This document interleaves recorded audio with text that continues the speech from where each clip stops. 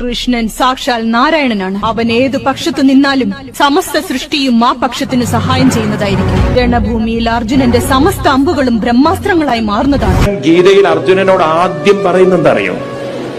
ആദ്യത്തെ വരികള് കുട്ടികൾക്കറിയോ?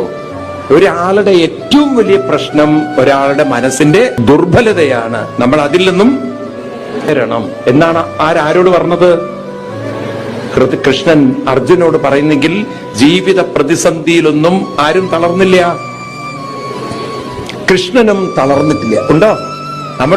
നമ്മുടെ ജീവിതം മുന്നോട്ട് പോകുമ്പോൾ ഇവരെയൊക്കെ പിടിച്ചാൽ നമ്മളും തളരുകയില്ല.